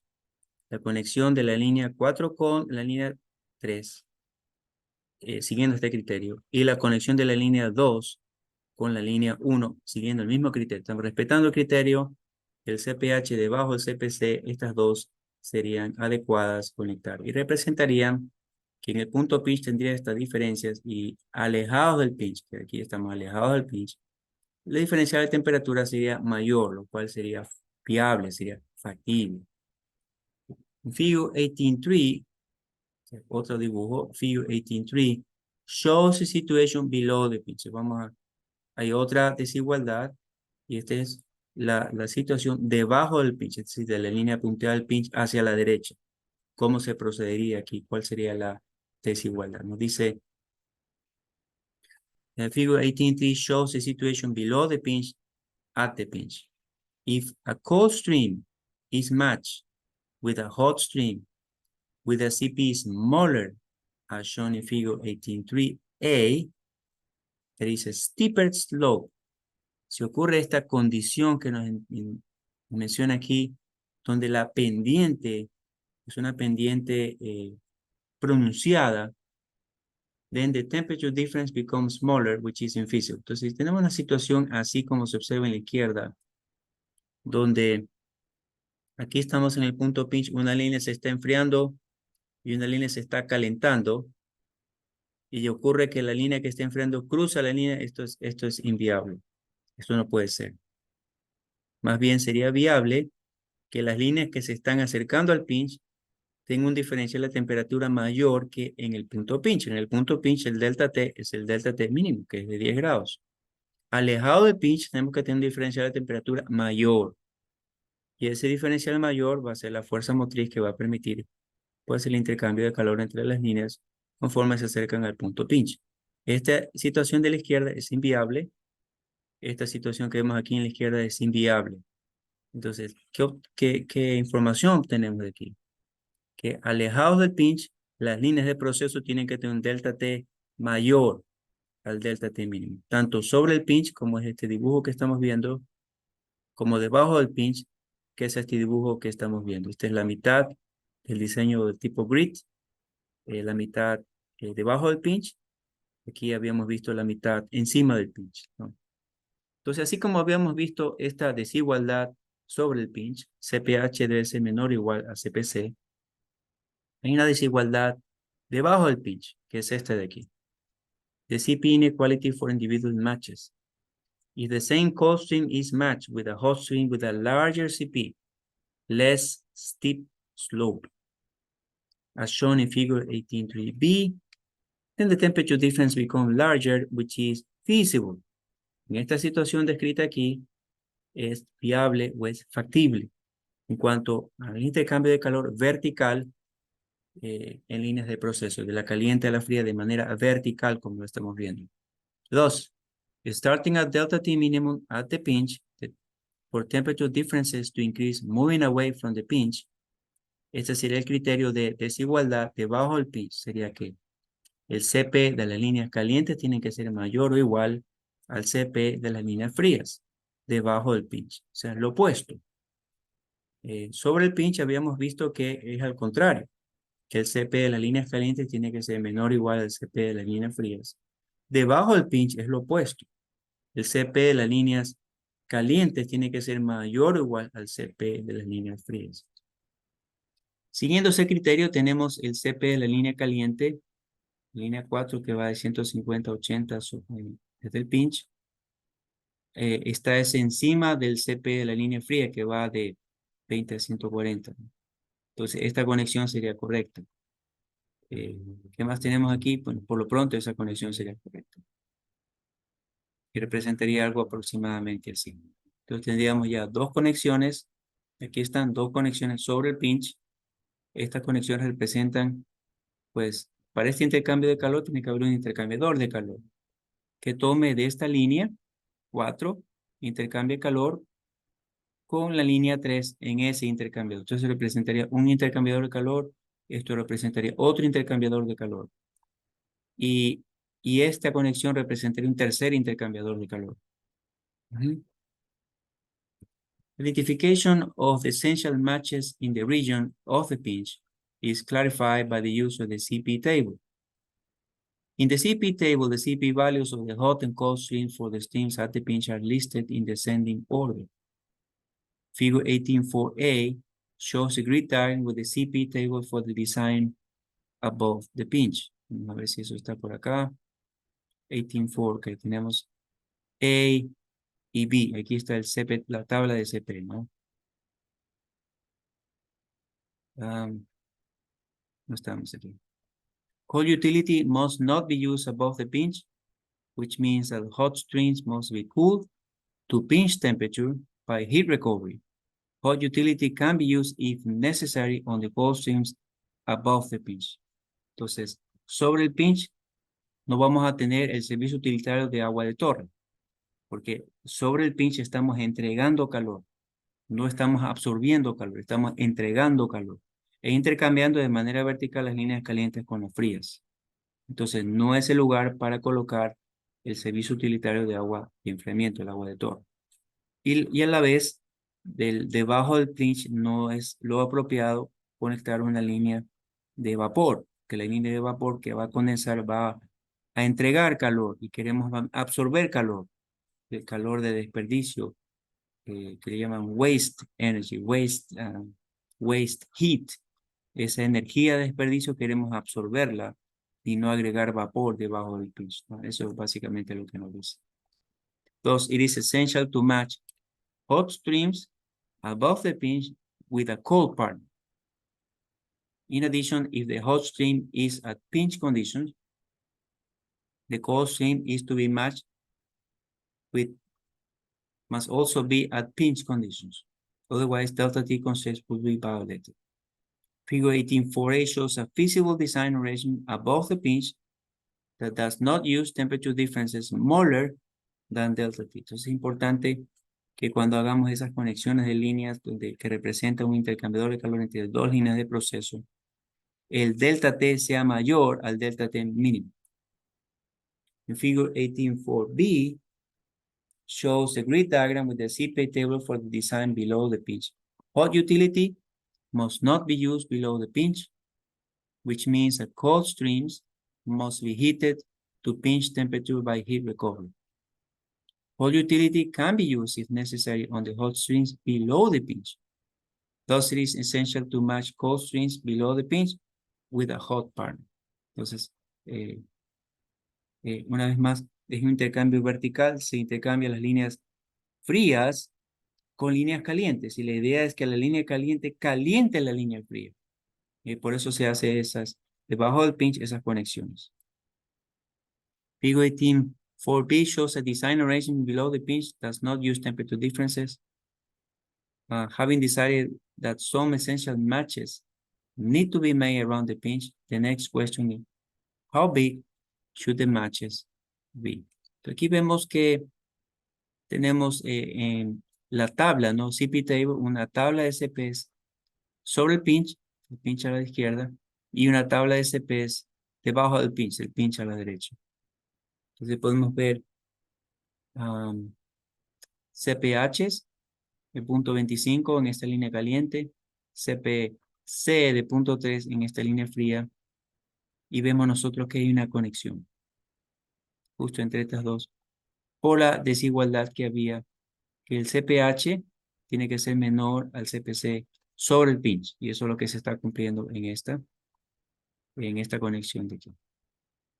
En la siguiente conexión tenemos un CPH de punto 15 y un CPC de punto 2, entonces otro intercambiador de calor donde respeta la condición de desigualdad. Debajo del pinch tenemos este CP en la línea caliente y este CP en la línea fría, y cumple la condición de desigualdad que el CPH tiene que ser mayor o igual al CPC. Y aquí tenemos otro CP que no está al momento conectado con ninguna línea en la cual empatarse. Entonces veamos, el CPH en este caso no es mayor al CPC, sino menor. Es justamente lo contrario, en este caso en particular. Ahora vamos a ver la heurística de las marcaciones o la regla de mano de las marcaciones. Es decir, haciendo marcaciones, cómo determinar, cómo armar conexiones de intercambiadores. Recuerde, cada par de círculos unidos con estas rayas representa un intercambiador de calor que está regenerando calor. Es decir, que las líneas calientes están intercambiando calor con la respectiva línea fría mostrada en el gráfico. Cada uno de estos representa un intercambiador de calor. Al momento van 3 intercambiadores de calor en nuestro proceso de la figura 16.2. Ahora, lo que nos indica el autor es esta regla de mano, una regla simplística de marcaciones, se llama heurística de marcaciones, TikTok heuristic, heurística de recomendaciones de marcaciones, para asignar intercambiadores en intercambio vertical de líneas calientes a frías. Se usa una heurística. Es un poco diferente a lo que acabamos de ver, pero logra el mismo objetivo, ¿no? Ya, pero sin embargo, aquí usa también un balance energético que incluso yo diría más preciso. Once a matches around the pinch has been chosen to satisfy the criteria for minimum energy, the design should be continued in such a manner as to keep capital cost to a minimum. Es decir, a pesar de que se ha logrado que ya tenemos 3 intercambiadores regenerando calor, eso no es suficiente. Tenemos que continuar optimizando al máximo el calor para requerir la menor cantidad de energía posible en este proceso. One important criterion is the capital cost. Important criterion in the capital cost is the number of units. There are others, of course, which shall be addressed later. Keeping the number of units to a minimum can be achieved using the TikTok heuristic. Muy bien. En figura 18.5, esta es la figura 5 y la vamos a ver en detalle con ustedes. Figure 18.5 shows the matches around the pinch from figure 18.4a with the heat duties maximized to TikTok streams. The design in figure 18.5 can now be completed. Mire que habla de completar el diseño. Es decir, que este diseño que nosotros vimos sobre el pinch a la izquierda y debajo del pinch a la derecha, hay que completarlo. No es suficiente. Esto es un inicio del diseño. Y la heurística de las marcaciones ayuda a completar el diseño sobre y debajo del diseño de conexiones de intercambiadores entre las líneas caliente y fría a modo vertical, como se ve aquí en la figura 4, 18.4. ¿Cómo se completa entonces? Quiere decir que 3 intercambiadores no son suficientes. Recuerde que al principio vimos que se requieren 7. Al momento tenemos 3, más el intercambiador del vapor y el intercambiador del agua de Thor van 5. Faltan 2. ¿Ok? Queremos ver que entre el del pinche a la izquierda y el pinche a la derecha, todos sumen 7. O sea, los 7 tienen que estar aquí. Apenas tenemos 3. Faltan 4. Vamos a ver cómo se completa y eso se completa con la heurística de las marcaciones. So, figure 18.5 shows the matches around the pinch with the heat duties maximized to TikTok strings. The design in figure 18.5a can now be completed by satisfying the heating and cooling duties away from the pinch. Cooling water must not be used above the pinch, therefore there are hot streams above the pinch for which the pinch matches do not satisfy the duties. Additional process-to-process heat recovery is required. Vamos a ver, esto es interesante cómo se logra. Como les dije, se utiliza básicamente un balance sencillo de energía. Figure 18.5b shows an additional match. Eso está hablando de línea 18.5a. ¿Cómo arranca esto? Con las dos que ya estaban conectadas. ¿Cómo se optimiza? Con un tercero. Y después del tercero va el intercambiador del vapor. Y terminamos, arrancamos las dos a la izquierda, es decir, sobre el pinch, a la izquierda la línea del pinch, representan estos dos. Estos dos están representados por estos dos. Y se arranca con eso, para la heurística de las marcaciones. Y se continúa y terminan, aparte de esos dos, un tercero y el de vapor, 4. Que van 4 intercambiadores. Recuerde, tiene que haber 7. Nosotros estimamos 7 en total para ese PFD de la figura 16.2, o sea, una vez optimizado, que era la figura 16.9. Eran 7 en total, ¿no? Vimos 7 en total. Y vamos a ver en los próximos minutos cómo se construye eso. Ya hemos visto hasta ahora cómo se conectan los primeros dos sobre el pinch. Ahora vamos a ver cómo es que se añaden los demás. Y justamente eso tiene que ver con la heurística de las marcaciones. Nos dice Figure 18.5b, exacto, que es esta de aquí del centro, shows an additional match to satisfy an additional match, otro intercambiador más, que es este de aquí, entre las líneas 2 y la línea 3. Dice, to satisfy the residual cooling of the hot streams above the pinch. Again, the duty is on the unit is maximized. Había un requerimiento adicional de enfriamiento, esta línea caliente que ya estaba en 250. Es decir, que con estos dos no era suficiente llevar este 250 a 150. Había este diferencial de temperatura. Había que intercambiar calor con una línea fría, pero luego vamos a ver exactamente cómo estimarlo, ¿no? Cómo estimar estas temperaturas exactas, ¿no? No, que estas temperaturas obedecen a un cálculo que les voy a mostrar cómo se hizo. Finally, above the pinch, the residual heating duty on the cold streams must be satisfied. Since there are no hot streams left above the pinch, hot utility must be used as shown in figure C. Entonces, en la figura C, no solamente está incluido el tercer intercambiador de calor, sino también el cuarto, que es el del vapor. Bien, ¿cómo funciona esto?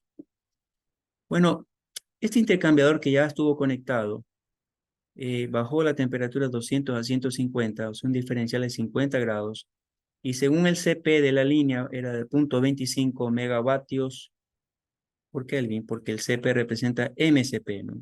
En unidades de megavatios por Kelvin o kilovatios por Kelvin, o vatio por Kelvin, como sea el caso, ¿no? En este caso es megavatio por Kelvin.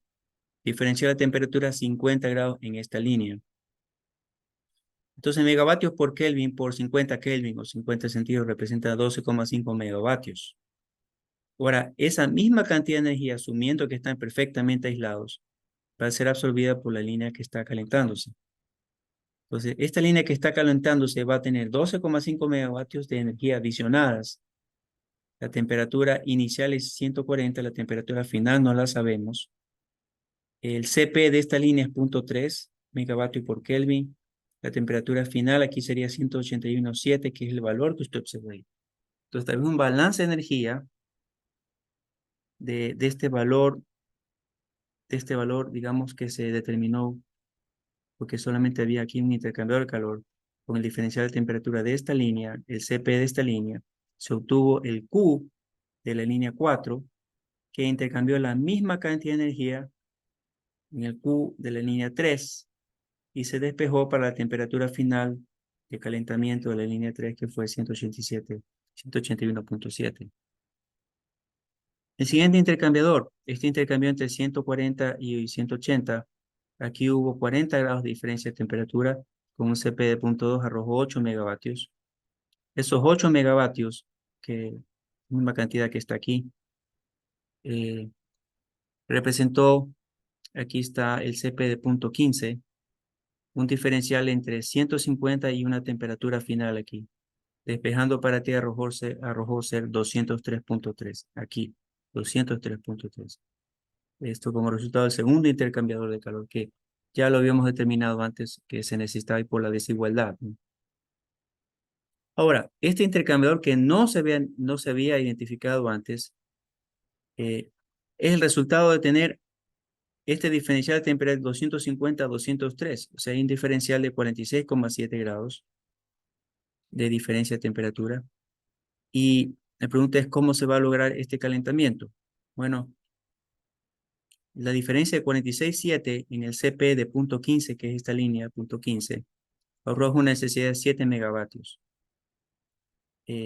¿Quién va a proveer esos 7 megavatios? Más bien dicho, este enfriamiento 250-203 entrega 7 megavatios de energía y intercambiando calor con la línea que apenas había llegado a 140 a 181,7, pero va camino a 230, podía muy bien continuar calentando esa línea usando esos 7 megavatios que entregaba. Y se puede observar aquí que los 7 megavatios en el CP de punto 3, despejando para la temperatura final con una temperatura inicial de 181.7, nos muestra una temperatura final 205. Aún así, no llegamos a 230 y es ahí cuando se requiere ya el ingreso de la línea de vapor para llegar de 205 a 230, temperatura final. Y esos son los 7,5 megavatios que se requieren adicional eh, en energía en forma de vapor.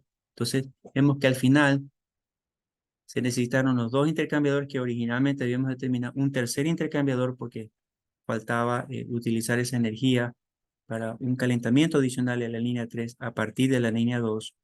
Y aún así faltaba adicional energía para continuar calentando la línea 3 y llegar a la temperatura final 230. Entonces, contemos los intercambiadores. En el dibujo C tenemos 1, 2, 3 y el del vapor 4. Llevan 4 sobre el pinch. Antes habíamos sumado 5 menos 1, 4, ¿no? Aquí están los 4. Ahora vamos a hacer algo similar debajo del pinch. Y nos dicen, turning now to the cold end design. O sea, el diseño de la parte fría. Figure 18.6a, que es este dibujo aquí. A, B y C, ¿no?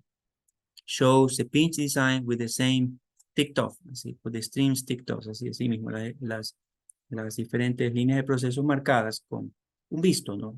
Básicamente es la heurística de la marcación de un visto, ¿no? If there are any cold streams below the pinch for which the pinch matches do not satisfy the heat duties, then additional process to process heat recovery is required, since hot utility must not be used.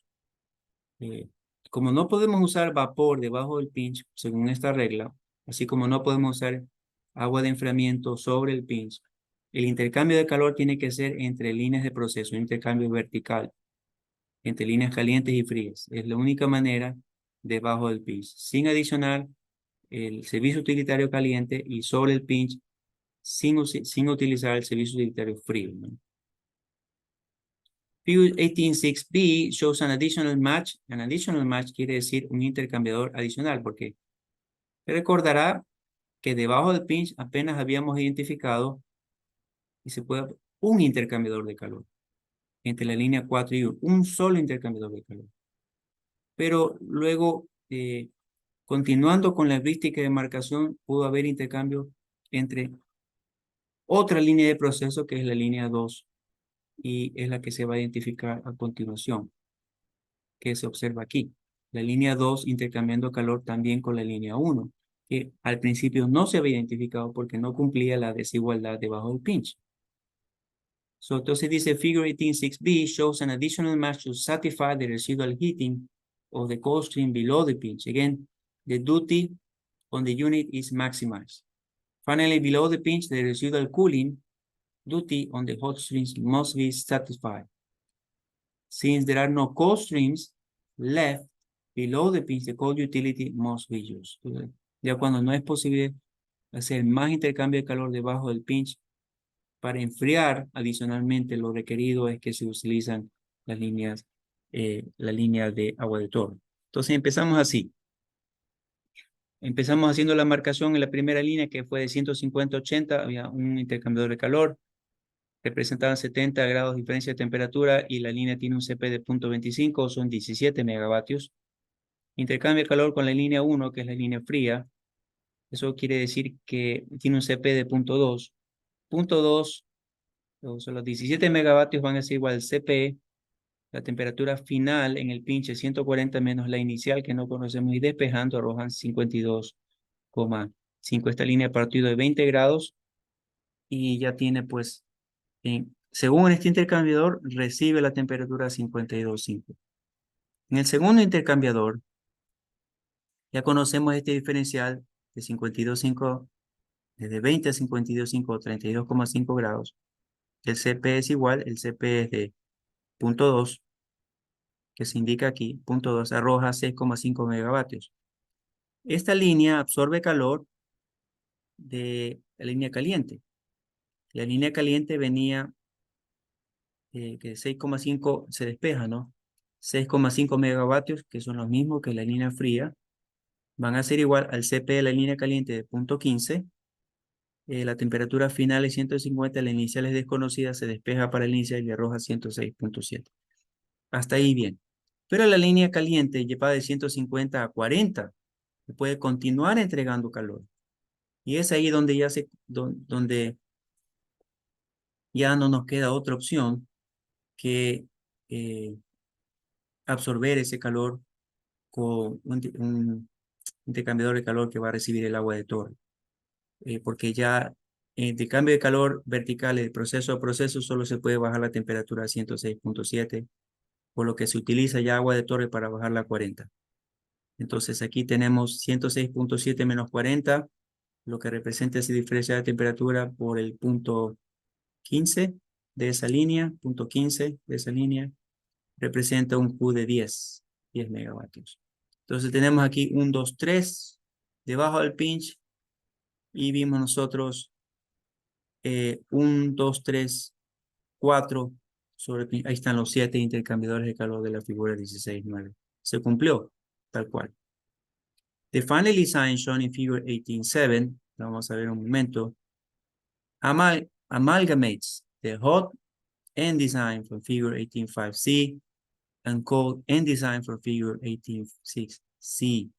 The duty on hot utility of 7.5 megawatts agrees with QH minimum, and the duty on cold utility of 10 megawatts agrees with QC minimum predicted by the composite curves and the problem table algorithm. Ve usted que a través de estos balances energéticos, iniciando con las desigualdades del lado sobre el pinch, desigualdad debajo del pinch, y finalmente con la heurística de las marcaciones de los vistos, haciendo balances energéticos como ustedes han visto sobre el pinch, debajo del pinch, balances sencillos, hay que ser cuidadoso, pero son balances sencillos, esto no es realmente complicado, son balances sencillos, despejamos para, o obtenemos Q y despejamos para T, son cosas sencillas que se pueden hacer.